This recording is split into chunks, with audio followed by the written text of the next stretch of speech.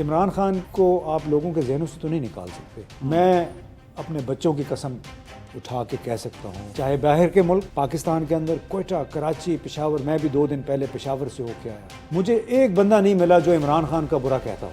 IMF والے بھی اس وقت آپ کے ساتھ بات کریں گے جب عمران خان کی پارٹی بھی اس پارلیمان میں بیٹھی ہو. ان کو اب مان لینا چاہیے کہ ہم ڈیفالٹ کر چکے ہیں. اب 2023 میں سیاسی استحکام کا دار و مدار اس امر پہ ہوگا کہ امتیاز صاحب 2022 گزر گیا, یقینی طور پہ بڑا ہنگامہ خیز سال تھا. ہر روز ایک نئی ہمیں سیاسی صورتحال کا سامنا کرنا پڑتا تھا.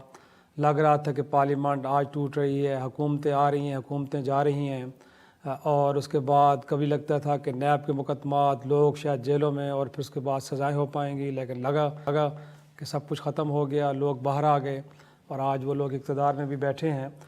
کیا لگتا ہے سر, یہ جو 2022 تھا مجموعی طور پہ پاکستان کے عوام کے لیے کیسا رہا؟ بڑا تلخ رہا, اور 2022 میں سمجھتا ہوں کہ پاکستان کے عوام سے گزشتہ 72-73 سالوں میں جو جھوٹ بولے گئے مختلف انداز میں, مختلف امور پہ, اس کی ایک دفعہ پھر تصدیق ہوئی کہ پاکستان کے عوام کو جھوٹ کھلایا گیا, جھوٹ پلایا گیا. اور اس کی سب سے بڑی مثال نیشنل اکاؤنٹیبلٹی بیورو کی تھی کہ جس ادارے نے اس ادارے کو چلایا, جس کیسز بنے تھے گزشتہ دور حکومت میں اس سے پچھلے حکومت کے ارکان کے خلاف, اسی ادارے نے تمام ذمہ داری کسی اور پہ ڈال لی, اور اسی کے تحت ابھی جو قوانین میں تبدیلی ہو گئی ہے. تو لہٰذا آپ یہ نہیں پوچھ سکتے اسحاق ڈار سے کہ ان کے ذاتی اکاؤنٹ میں الفلاح بینک میں 51 کروڑ روپے کیسے پڑے ہوئے تھے, جو کہ 2 دن پہلے غیر منجمد ہوئے ہیں, ان کے لحاظ سے چابی ان کے حوالے کر دی گئی ہے. تو جو سیاسی اکھاڑ پچھاڑ اور جو سیکیورٹی سچویشن ہے اس میں مطلب بہت ساری باتیں ہیں, لیکن جو میں نے کہا کہ جو پاکستان میں منافقت اور جھوٹ کی جو سیاست کی گئی, چاہے اس کا تعلق اسلام آباد سے ہے, پنڈی سے, یا لاہور سے ہے, وہ بہت کھل کے سامنے آئی. وہ آپ کے خیال میں بے نقاب ہوئی ہے؟ وہ کم از کم 2022 میں ہم یہ کہہ سکتے ہیں کہ جس فریب میں مبتلا تھے عوام, وہ فریب کا پردہ اب چاک ہو گیا, اور لوگوں کو حقائق کا پتہ چل گیا ہے کہ ان کو جو بتایا جا رہا تھا حقیقت میں ایسا کچھ نہیں ہے, بلکہ حقائق کچھ اور ہیں. آپ نے بڑی آسان کر کے بات بتا دی میری بات کو. لیکن امتیاز صاحب اگین لوگ تو یہ جاننا چاہتے ہیں نا کہ اب اگلا سال شروع ہونے جا رہا ہے, تو یہ 2023 بھی آزمائشوں سے بھرا سال ہے, یا پھر ہم سمجھتے ہیں جیسے میں نے اپنی ابتدائی میں بھی کہا کہ سمجھدار اور جو جن کو کہا جاتا ہے کہ جو رسپانسبل لوگ ہوتے ہیں وہ اپنے گزرے سال کا ایک طرح سے انالیسس کرتے ہیں اور پھر ان سے دیکھتے ہیں کہ کہاں کام سے غلطیاں ہوئی ہیں تاکہ ان کو مستقبل میں نہ دہرایا جائے. تو ہمارے ملک کے ادارے ہوں, وہ اسٹیبلشمنٹ ہے, وہ عدلیہ ہے, یا پھر پارلیمان ہے, وہاں پہ بیٹھے جو فیصلہ ساز ہیں, آپ کے خیال میں انہوں نے کوئی اب ان کے رویے میں تبدیلی نظر آ رہی ہے کہ اب ان کو لگ رہا ہے کہ کیسا ملک کہ جو اب IMF کی ڈکٹیشن پہ چل رہا ہے, جس کے جو زر مبادلہ کے ذخائر ہیں وہ $5 ارب کے رہ گئے ہیں, جو دوست ممالک کے قرضوں کا محتاج ہے, جس کے پاس کوئی 5 ہفتے کا جو امپورٹ بل ہے وہ دینے کے پیسے بھی بمشکل اس کے پاس ہیں. کیا اب وہ ملک اور اس ملک کے جو حکمران ہیں ان کے اندر ایک ریئلائزیشن آ گئی ہے کہ اب ہم آگے جب چلیں گے تو یہ غلطیاں نہیں کریں گے اور شاید 2023 میں چیزوں کو بدل دیں گے؟ لگ رہا ہے ایسا ہے کہ نہیں ہے سر, وہی بے ڈھنگی چال؟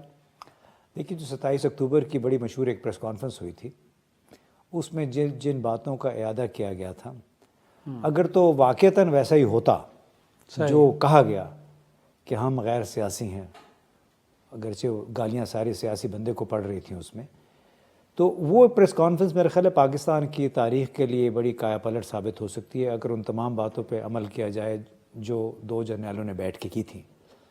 ابھی تک آثار اس کے نہیں دیکھے, نظر آ رہے ہیں, آثار اس کے نہیں ہیں. اور دوسری سب سے بڑی بات, آپ جو ہم چونکہ چلے اچھی بھی بات ہمیں کرنی چاہیے, لیکن یہ کہ جدھر نظر دوڑاتے ہیں کچھ نہ کچھ اس میں آپ کو منفی نظر آتا ہے. جو ہمارا اقتصادی نظام ہے جس کو پولیٹیکل اکانومی کا نظام کہتے ہیں, اس کی شیلف لائف اب ختم ہو چکی ہے.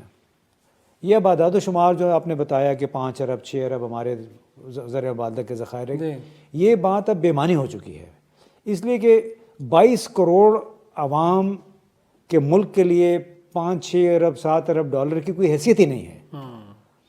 جب تک اس ملک کی سیاسی اور فوجی اشرافیہ اپنے یہ طور طریقے نہیں بدلے گی، اب دیکھیں موجودہ حکومت 76 وزیروں پہ مشتمل ایک کابینہ ہے، یعنی آپ نے سب کو ٹائٹل دے دیا وفاقی وزیر کا، چاہے وہ معتمد ہے، ایڈوائزر اسپیشل سیشن میں لائیں تو شاید 104 بنتے ہیں سر، آپ 76 پہ رکے ہوئے ہیں، 104 بنتے ہیں مجموعی طور اچھا یہ دیکھیں نا، آپ نے میری تصحیح کر دی۔ جی تو ان سے پوچھا جائے کہ بھئی ٹوٹل آپ کی مشکل سے 173-74 آپ کی پارلیمان میں سیٹیں ہیں ملا کے، تو پھر سب کو وزیر بنا دیں۔ یعنی IMF والے اگر آپ کو کہہ رہے ہیں یا ورلڈ بینک والے کہ آپ کا یہ نظام اب متحمل نہیں ہو سکتا، آپ چاہے ہمارے پنڈی والے لوگ ہیں یا ہمارے وزیر ہیں، وزیر اعظم یا وزیر اعلیٰ ہیں، ان کی جب یہ قافلہ چلتا ہے تو 25 30 35 گاڑیاں ہوتی ہیں، آپ کو معلوم ہی ہے، وزیر اعلیٰ ہو یا وزیر، تو ان IMF والے یہ آپ کہہ رہے ہیں، باہر کی دنیا جو آپ کو پیسے دینا چاہتے ہیں، کہ آپ اس لائف سٹائل کے ساتھ پاکستان میں اصلاحات کیسے لے کے آئیں گے، وہ بار بار یہ پوچھ رہے ہیں۔ پھر وہ ہم چونکہ پہلے بھی پروگرام میں ذکر کیا کہ جو چین، سعودی عرب، ترکی، یہ تمام لوگ یہ بھی سوال کر رہے ہیں کہ آپ گزشتہ 4 سال کے دوران کسی ایک نقطے پہ متفق نہیں ہو سکے، اور جس ملک میں آپ، اور بلکہ تازہ ترین مثال یہ ہے کہ جب نیشنل سیکیورٹی کمیٹی کا اجلاس ہوا 2 دن پہلے جمعرات کے روز، تو اس کا جو پریس ریلیز تھا وہ بڑے کمال کا ہے، ایک کلاسیکل مثال ہے کہ کس طرح آپ دنیا بات کرتے ہیں قوم پرستی کی، قومی اتحاد کی، لیکن نیشنل سیکیورٹی کمیٹی کے اجلاس میں اس صوبے کے وزیر اعلیٰ کو دعوت نہیں دی گئی جو اس سال بدترین تشدد کا، دہشت گردی کا نشانہ بنا ہے۔ 64% اضافہ ہوا ہے 2022 کے دوران خیبر پختونخوا۔ تو آپ ان سے یہ پوچھیں کہ یہ کس قسم کی آپ قومیت کی بات کر رہے ہیں، قوم پرستی کی۔ اور دوسرا ایک بڑے مزے کا انہوں نے فکرہ اس میں ہے اعلانیے میں جو نیشنل سیکیورٹی کمیٹی کے اجلاس کے بعد آیا، اجلاس میں یہ طے پایا کہ دہشت گرد پاکستان کا دشمن ہے۔ تو ان سے کوئی پوچھے ان عقل کے اندھوں سے کہ کیا دہشت گرد آپ کا دوست بھی ہو سکتا ہے، یا شاید اشارہ کسی طرف کر رہے ہوں جن کو باہر والے دہشت گرد کہتے ہیں اور وہ ہمارے دوست ہیں۔ امتیاز صاحب، یہ جو آج ہم جس انسٹیبلٹی کا شکار ہیں، جس ہم عدم تحفظ، سیکیورٹی کو خطرات ہر 2 طرف سے لاحق ہیں، ملک کی معیشت کا بیڑا غرق ہے، تو کسی ایک ادارے کو یا کسی ایک فریق کو تو ذمہ دار نہیں ٹھہرائیں گے نا سر۔ جیسے میں نے بریک سے پہلے بھی کہا کہ 2008 سے تو اب تک پارلیمان مکمل طور پہ فنکشنل ہے، اور اگر کوئی مجبوریاں ہیں تو میرا نہیں خیال کہ سیاستدانوں نے ان کو اظہار کیا ہو کہ جو ان کے ہاتھ بندھے ہوئے ہیں، تو سر ان کا بھی تو کوئی حصہ بنتا ہے نا، کتنا ہے آپ کے خیال میں ان کا؟ دیکھیے پارلیمان میں جو لوگ بیٹھے ہیں ان کی ذمہ داری ضرور بنتی ہے، جتنا بھی آپ کا سویلین معاملات کا بجٹ ہوتا ہے، فوج یا اسٹیبلشمنٹ ان کو یہ تو نہیں کہتی کہ آپ یہ اپنے جیبوں میں ڈال لیں، اپنے من پسند لوگوں کو یہ ٹھیکے دے دیں، جس کا مطلب ہوتا ہے کہ اس میں سے آپ کا بھی حصہ آ رہا ہے، وہ یہ تو نہیں کہتے۔ یعنی پارلیمانی نمائندے تو ہم نے دیکھا ہے کہ کس طرح خزانے کے منہ کھلے ہوئے ہیں، چاہے وہ پنجاب میں ہیں چاہے سندھ میں ہیں۔ سندھ میں تو کچھ زیادہ ہی کھل گیا ہے، لیکن کہتے ہیں کراچی کماتا بھی زیادہ ہے نا سر۔ کراچی کماتا بھی زیادہ ہے ایکچولی، وہ ہاں اسی تناسب سے اپنا وہ حصہ زیادہ کلیم کرنا چاہتے ہیں۔ تو اسٹیبلشمنٹ نے کبھی اس سے تو نہیں روکا، البتہ اسٹیبلشمنٹ کا وہ کردار ہے وہ ہم پہلے ڈسکس کر چکے ہیں، لیکن پارلیمان بلا شبہ قائم ہے 2008 سے، بلکہ 2002 سے اگر آپ دیکھ لیں، ٹھیک ہے اس وقت پرویز مشرف صاحب تھے صدر، لیکن 8 سے تو سویلین کے ہاتھ میں مکمل طور پہ سویلین کے ہاتھ میں، لیکن وہ سویلین کہتا ہے کہ اگر ہمارے ہاتھ میں تو ہم اس کا جو فائدہ ہے وہ بھی اپنے ہاتھوں سے سمیٹیں گے۔ اصل مسئلہ یہ بنا ہوا ہے، اور بلا شبہ ان کو عوام کا پیسہ اس مقصد کے لیے نہیں ہوتا کہ آپ 80 یا 100 افراد کی کابینہ بنا دیں، وہ پیسہ اس لیے نہیں ہوتا ہے کہ آپ مفت کے حج کروائیں، مفت کے عمرے کروائیں، اور یہ بڑے بڑے پروٹوکول کے ساتھ 3 جگہ پہ آپ کیمپ آفس اپنے گھروں کو ڈکلیئر کروا دیں۔ تو اس وقت پاکستان کا بقا کا مسئلہ بالکل درپیش ہے، اور سب لوگوں کو یہ سوچنا چاہیے کہ پاکستان اگر رہے گا تو پھر یہ ادارے بھی قائم رہیں گے۔ اور آپ کے خیال میں سیاستدان بھی اس میں برابر کے شریک بہرحال ہم کہہ سکتے ہیں کہ ہیں، جی جو ان کے ماننا حصے پڑے میں، گا، جی ماننا پڑے گا سر۔ بالکل۔ لیکن اگین انفیکٹ یہ جو خطرات کی بات آپ نے کی ہے سر، پاکستان میں شاید ہمیں ہمیشہ سے یہ بیانیہ سننے کو ملا، پہلے تو ہمیں سب سے بڑا ایک اینمی بھارت کے طور پہ ہمارے سامنے پیش کیا گیا، اور وہی وجہ کہ ہم نے اتنی بڑی آرمی ریز کی، 7 لاکھ فوج اسی لیے ہے کہ شاید ہمیں مشرقی سرحد سے، لیکن اب تو خیر مغربی سرحد سے بھی چمن میں اور باقی بارڈر کے اوپر جو کچھ ہو رہا ہے، اور ابھی بھی جو آپ کی ان دنوں جو ایک رپورٹ ہے یہ centre for research and security studies کی، اس میں بھی بتایا یہ جا رہا ہے کہ جو ہمارے سابق فاٹا قبائلی اضلاع ہیں، سب سے زیادہ دہشت گردی کے واقعات وہاں پہ ہوئے ہیں، تو اس کا مطلب ہے کہ ہمیں تھریٹس اس وقت مغربی بارڈر سے زیادہ ہیں مشرقی بارڈر کے مقابلے میں۔ تو سر یہ اب خطرات کی بات ہم جو کرتے ہیں، یہ کیا واقعی کوئی بیرونی دشمن ہمارے اتنے تگڑے ہیں کہ ہمیں اس حال تک پہنچا ہے، یہ اندر سے زیادہ ہمیں خطرات ہیں اور وہی ہمیں زیادہ ایک طرح سے کمزور کر رہے ہیں؟ دیکھیے آپ بھی چونکہ اس علاقے سے ہیں، آپ کو معلوم ہے کہ اگر آپ خطرات کے جو ایکسس دیکھ لیں، ایک اس کو اگر سیدھی لکیر آپ لگائیں تو باجوڑ، کرم، شمالی وزیرستان، جنوبی وزیرستان، اس کے ساتھ پھر ڈی آئی خان، آپ کو معلوم ہے آپ کا علاقہ ہے، بنو ہے، پھر کوہاٹ، ٹانک ہو گیا، ٹانک، لکی مروت، یہ سارا علاقہ ایک جڑا ہوا ہے، ایک لوپ میں ہے۔ اچھا اس لوپ میں ہمیں کیا معلوم کہ کس مدرسے میں کون چھپا ہوا ہے؟ ہمیں تو اسلام آباد کے مدرسے کا نہیں پتہ سر، آپ تو ان علاقوں کی بات کر رہے ہیں۔ سو ہم دشمن ہمارے اندر چھپا ہوا ہے، اور اس کے سہولت کار وہ ہیں جو حکومتوں میں آنے والے ان کو گلے لگاتے ہیں۔ سو ان کا دکھاوا کچھ اور ہے، اندر سے کچھ اور ہیں، اور میں 200% یقین کے ساتھ کہہ سکتا ہوں کہ جو علاقے ہم نے گنائے ہیں، جو کرم، باجوڑ، ساؤتھ اور جنوبی وزیرستان، ان کے مدارس میں جا کے دیکھنے کے کس کس نے پناہ لی ہوئی ہے، یہ وہ لوگ ہیں جن کے ڈانڈے پھر ان لوگوں سے ملتے ہیں جو کابل میں بیٹھے ہوئے ہیں۔ کابل میں کس کے نگرانی میں بیٹھے ہوئے ہیں؟ حقانی نیٹ ورک کے، اور حقانی نیٹ ورک کس کے قریب بتایا جاتا ہے؟ وہ آپ کو بھی معلوم ہے، امریکی کہتے ہیں کہ حقانی نیٹ ورک کس کا دوست ہے۔ تو میرا گزشتہ 10-12 سالوں سے یہ سوال رہا ہے کہ یہ اس میں کیا حکمت ہے کہ جو لوگ آپ کے خلاف خودکش حملے کرواتے ہیں، ایمبوشز کرتے ہیں، وہ ان لوگوں کی پناہ میں بیٹھے ہوئے ہیں۔ پہلے میران شاہ میں بیٹھے ہوتے تھے، تو وہ لوگ جو کہ بظاہر طالبان ان کا حصہ ہیں، لیکن پناہ انہوں نے ان لوگوں کو دی جو ہمارے قانون سے بھاگے ہوئے ہیں۔ تو مجھے آج تک یہ سمجھ نہیں آئی کہ اس میں حکمت کیا ہے۔ اب کابل میں ہیں وہ لوگ، بہت سارے جو 2-3 بڑے آپ کو پتہ ہے دہشت گرد تنظیمیں ہیں، اور ان کا کیا کرایا 3 بڑی دہشت گرد تنظیمیں ہیں، انہوں نے اکٹھے مطلب کوئی تقریباً 60% کے قریب حملے جو گزشتہ سال کے اس سال کے دوران ہوئے ہیں، اس کی ذمہ داری قبول کی ہے۔ سو اب سوال یہ ہے کہ اگر انہوں نے ذمہ داری قبول کی ہے تو آیا آپ کے دشمن جو ہیں، یعنی اور آپ کی ایکسٹرنل ڈائمنشن ہے کہ آپ کا ہمارا جو دشمن ہے، جو پاکستان کو کچوکے لگانا چاہتا ہے، جو پاکستان کو عدم استحکام سے دوچار کرنا چاہتا ہے، کیا وہ ان گروپوں کی پشپناہی نہیں کریں گے؟ کیا وہ ان کو استعمال نہیں کریں گے؟ تو اس میں کیا حکمت ہے کہ آپ کابل میں جا کے مذاکرات کرتے ہیں اس بندے کے ساتھ جس نے آپ کے دشمنوں کو پناہ دی ہوئی ہے بمع اہل و عیال کے؟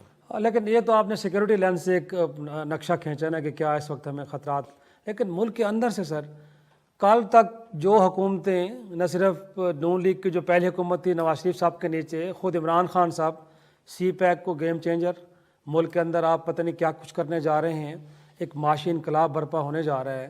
سر یہ سی پیک کے منصوبے ہوں، اس ملک کے اندر آئل ریفائنریز لگانے ہوں، اس ملک کے اندر اگر آپ کہیں ریجن سے کوئی سستا تیل یا گیس مل رہی ہو، یہ چیزیں تو آپ کو یہ دہشت گرد یا بیرونی عناصر نہیں روکتے، یہ تو آپ کے اپنے فیصلے ہوتے ہیں کہ کیا آپ نے ایران سے گیس خریدنی ہے کہ نہیں خریدنی، کیا آپ نے روس سے سستا تیل لینا ہے کہ نہیں لینا، کیا آپ نے گوادر پورٹ کو فنکشنل کرنا ہے کہ نہیں کرنا، کیا اس ملک کے اندر آپ نے ٹرانسفر آف انڈسٹری کر کے تو یہاں سے آپ نے لوکل اپنی نیڈز کو بھی پورا کرنا ہے اور اپنی ایکسپورٹس کے والیوم کو بھی بڑھانا ہے۔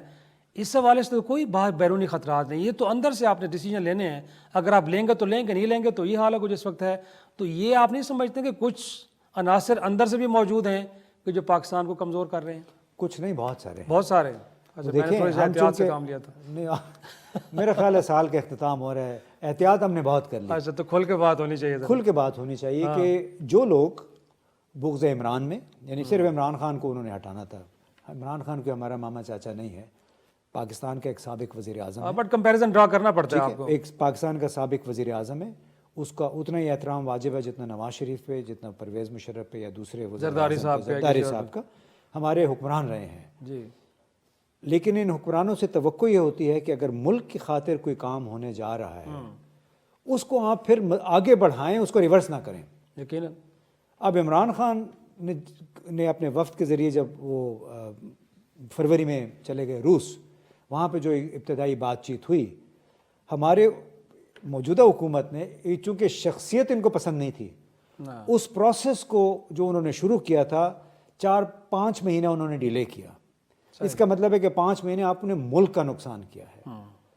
یعنی اس میں عمران خان کو کیا نقصان ہوا ہے اس میں جو اس کی مقبولیت بڑھتی چلی گئی ہے. لیکن چونکہ ہمارے ہاں جو سیاست ہے وہ شخصیات پہ مرکوز ہے، قوم اور قوم کے مفاد پہ مرکوز نہیں ہے لانگ ٹرم. یعنی اگر واقعتاً یہ ڈسٹرکٹ کونسل کے سے اوپر کے ان کا انٹلیکچوئل لیول ہوتا، اول تو انہوں نے حکومت ہی نہیں سنبھالنی تھی. اس لیے کہ مشکل حالات میں کسی کو نہیں بالکل آنا بنتا نہیں ہے. دیکھیں کامن سینس اس وقت کہہ رہی تھی کہ روس یوکرین میں اپنا ملٹری ایڈونچر کر چکا ہے، اس کے نتیجے میں دنیا بھر میں انرجی کی قیمتیں اوپر جائیں گی. اس سے پہلے ہی ریسیشن جس کو کساد بازاری کہتے ہیں وہ پہلے شروع ہو چکی تھی. کوئی بھی جس میں بھی ذرا سی بھی عقل ہوتی اس نے یہ حکومت سنبھالی نہیں تھی. لیکن جناب وہ لوگوں میں اپنی شیروانیاں پہننی تھی، پہننے تھے اور ان کو اپنا ٹائٹل لینے تھے. اس چکر میں یہ اس مائنڈ فیلڈ میں آ گئے جس کو ابھی کہتے ہیں عمران خان ہمارے لیے بچھا گیا تھا. وہ مائنڈ فیلڈ نہیں تھی، وہ ان کی اپنی بے وقوفی تھی. ہر معاشرہ، ہر حکومت جب سیاسی تبدیلی آتی ہے نا اس کو کہتے ہیں کاسٹ آف ٹرانزیشن. سیاسی تبدیلی کی بہت بڑی قیمت ہوتی ہے ہر معاشرے میں، چاہے وہ امریکہ ہے چاہے یورپ ہے. پھر خاص طور پاکستان جیسا ملک جو کہ پہلے ہی اتنا متلاطم ہے، اس میں پھر کاسٹ آف ٹرانزیشن جو ہے بہت زیادہ ہے. اس کا نقصان کس کو ہوا ہے؟ غریب عوام کو ہوا ہے. کہ آج 140 روپے کا سر آٹا مل رہا ہے اور پتہ نہیں آپ باقی دیکھیں انفلیشن کی صورتحال، بے روزگاری 32% پہ افراط زر کی شرح. جی بالکل. اس وقت 10-12% تھی 9 مہینے پہلے. جس مہینے میں ہم بیٹھے اختتام ہو رہا ہے آج اس کی 29% ہے. گویا کہ ایک مہینے کی جو انفلیشن کا ریٹ ہے which is highest. اور آپ کو معلوم ہے یہ بھی دیہی علاقوں کی ہے 29%. اگر آپ اربن میں ہیں تو شاید بالکل اس سے کہیں زیادہ ہو. لیکن امتیاز صاحب اب ہم نے دیکھ لیا ہے کہ پارلیمانی نظام 75 برسوں میں ہم نے اس کو بھگتا ہے. اگر آپ بھی دیکھیں کہ آج کے دن میں جو تماشا لگا رہا ہے ہائی کورٹ کے اندر، گویا کہ اس ملک کے اندر نیچے سطح پہ اقتدار کی منتقلی بلدیاتی اداروں کو فنکشنل کرنے میں جو سب سے بڑی رکاوٹ ہیں وہ اس ملک کے سیاستدان ہیں. وہ پنجاب ہو، وہ خیبر پختونخوا ہو، وہ بلوچستان ہو، سندھ کے اندر آپ نے دیکھا ہے حکومت جا رہی ہے عدالتوں میں کہ ہم اس وقت متحمل نہیں ہیں، یہ الیکشن نہیں ہو سکتے. وفاقی دارالحکومت کے اندر جہاں پہ الیکشن کمیشن نے جیسے تیسے اناؤنس کر دیے تھے اور 31 کو ہونے تھے، لیکن حکومت وقت نے فوری طور پہ لا میکنگ کی اور اس کے بعد اس الیکشن کو روکا گیا. اگرچہ عدالتی حکم آتا ہے لیکن نہیں ہو پائے. تو پھر سر وہ لوگ تو بالکل ٹھیک کہتے ہیں نا کہ جو کہتے ہیں اس ملک کے اندر صدارتی نظام کو لایا جائے، فرد واحد ہوگا، چھوٹے سے سسٹم کے ساتھ مشینری کے ساتھ کام کرے گا. اتنی لمبی چوڑی مشینری ہم نے بنائی پارلیمانی نظام کے اندر. آپ خود پروٹوکول کا ذکر کر چکے ہیں، جب موو کرتے ہیں دفاتر میں جا کے دیکھ کے ان کی کتنی بڑی ہیرارکی ہے. بٹ ڈیلیور یہ کیا ہے کہ آج پاکستان $100 ارب سے زیادہ کا مقروض ہے. 130 ارب ڈالر 130 ارب ڈالر کا مقروض ہے. جس ملک کی جو ایکسپورٹز ہیں اس کی امپورٹ کے ساتھ کوئی کمپیریزن نہیں ہے اس کا. جو ملک کھڑا ہے کہ کل کو اگر کوئی سعودی عرب چین کو دے گا کچھ تو ہمارا نظام چلے گا، تو پھر بہتر عنصر تھا صدارتی نظام لانے دیں. تو مجھے لگتا ہے کہ آج آپ اس کی فیور کریں گے کہ ہاں اس ملک میں نظام اب تبدیل ہونا چاہیے. نہیں تو اگر صدارتی نظام آئے گا افتخار تو آپ کوئی فرشتے لے کے آئیں گے باہر سے. آج آپ خیال نظام کا کوئی پرابلم نہیں ہے، لوگوں کا پرابلم ہے. اصل مسئلہ لوگوں کا ہے. دیکھیے مجھے بتائیں، نریندر مودی دوسری ٹرم ہے اس کی وزیر اعظم، کسی نے کہا ہے کہ اس نے اپنے کوئی امپائر بنائی ہے، باہر کہیں جائیدادیں بنائی ہیں، اکاؤنٹس ہیں اس کے. چیئرمین ماؤ زے تونگ چین کے، ڈینگ شیاؤپنگ اور ابھی جو شی جن پنگ ہیں، کسی نے آج تک ایک لفظ نہیں کہا کہ انہوں نے اپنی کوئی ذاتی جائیدادیں بنائی ہیں اپنے اقتدار کے دوران. اصل مسئلہ لی کوان یو جو سنگاپور کا وزیر اعظم تھے، انہوں نے سنگاپور کو ایک فشنگ ٹاؤن تھا جیسے گوادر ہے آج کل، اس سے انہوں نے ہائی ٹیک کا دنیا کا سب سے بڑا ہائی ٹیک سینٹر انہوں نے بنایا ہے. اس ٹوٹل 20-30 لاکھ کی آبادی ہے, اور وہ 20-30 لاکھ کی آبادی اتنے پیسے جنریٹ کے اتنے بزنسز ہیں کہ پاکستان کے 6 یا 7 بجٹ اس سے بنتے ہیں. صرف کارپوریشن وہاں پہ اتنے پیسے کماتی ہیں, ایک کارپوریشن پاکستان کے بجٹ سے 2-2 3-3 گنا زیادہ پیسے کماتی ہیں. تو مسئلہ آپ کی صداقت کا ہے, آپ کی دیانت کا ہے, مسئلہ نظام کا نہیں ہے. نظام اگر آپ صدارتی بھی لے آئیں, وہاں بھی اگر کھاؤ پیو پروگرام چلنا ہے تو نظام بھی نہیں چلنے والا. جیسے میں آپ کو بتا رہا تھا, وہ سابق چیئرمین تھے FBR کے, ان کو بھی بھاگنا پڑا FBR سے. شبر زیدی صاحب, اس سے پہلے کہ امتیاز صاحب 2023 میں کچھ جھانکے اور میں کچھ پریڈکشنز آپ سے لوں ایک عامل بابا کی طرح کہ آپ کیا دیکھ رہے ہیں, بٹ شبر زیدی صاحب نے 2022 میں کچھ نظام کی مجبوریوں کی یا کچھ اور کچھ چیزیں جو ریویل کی ہیں, اگر آپ کے ساتھ شیئر کیں تو ضرور اپنے ناظرین کے لیے ہم چاہیں گے کہ آپ ہمارے ساتھ شیئر کریں. جی دیکھیے, ہوا یہ کہ انہوں نے ایک روڈ میپ بنایا تھا, یعنی ایک منصوبہ بنایا 2-4 صفحوں پہ مشتمل, کہ ہم فیڈرل بورڈ آف ریونیو کو کس طرح اس کی ہم اصلاح کریں تاکہ پاکستان میں حکومت کی آمدنی میں اضافہ ہو.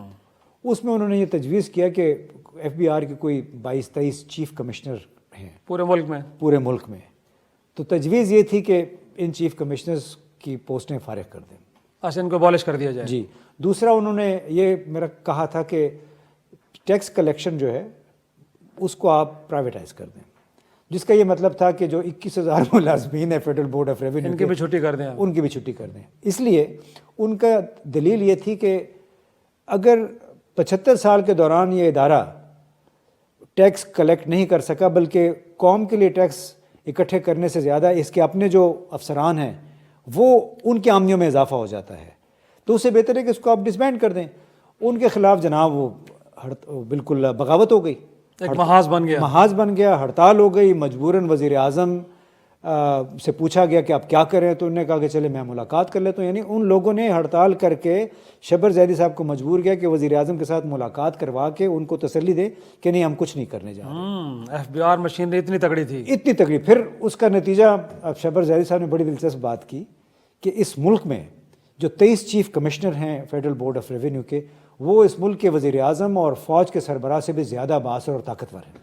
یہ بات تھی جو بڑی حیران کن نئی بات کی انہوں نے واقعی. جی بالکل, انہوں نے یہ بات کی اور کہتے میں بالکل اس بات پہ اب بھی قائم ہوں کہ اگر یہ لوگ جب تک موجود ہوں گے پاکستان میں حقیقی معنوں میں محصولاتی یا ٹیکس کی اصلاحات نہیں ہو سکتی. پاکستان جتنا اس ادارے کے اندر بیٹھے ہوئے لوگ پرائیویٹ کنسلٹنٹ بن کے پیسے کماتے ہیں, حکومت ریاست کا پیسہ ایک لحاظ سے چراتے ہیں اور اپنے اثاثے بناتے ہیں, تو جب تک کہتے ہیں یہ نظام رہے گا اپنی موجودہ حالت میں پاکستان ترقی نہیں کر سکتے. اسی لیے انہوں نے ایک بڑی دلچسپ تجویز پیش کی ہے کہ پاکستان میں معاشی مارشاء اللہ لگائے بغیر اس ملک کا بچنا شاید ممکن نہیں ہے. لیکن نہ تو معاشی ماشاء اللہ لگا, نہ وہ چیف کمشنر فارغ ہوئے تو شبر زیدی صاحب ہوئے. لیکن وہ وزیر اعظم بھی فارغ ہو گیا نا. لیکن میں تھوڑا سا, کیونکہ آپ فراغت کی بات اب کر رہے ہیں, تو تھوڑا سا 2023 میں آپ نواز شریف صاحب کے اور عمران خان صاحب کے مستقبل کے حوالے سے بھی بات کریں نا. کیا لگتا ہے کہ وہ پاکستان کا ماضی ہو گئے ہیں یا ابھی تک وہ پاکستان کا مستقبل ہیں؟ ان کے چھوٹے بھائی وزیر اعظم کے طور پہ بیٹھے میں ان دو شخصیات کی بات کروں گا جو ایک سابق وزیر اعظم ہے. باقی دیکھیں عمران خان کو آپ لوگوں کے ذہنوں سے تو نہیں نکال سکتے.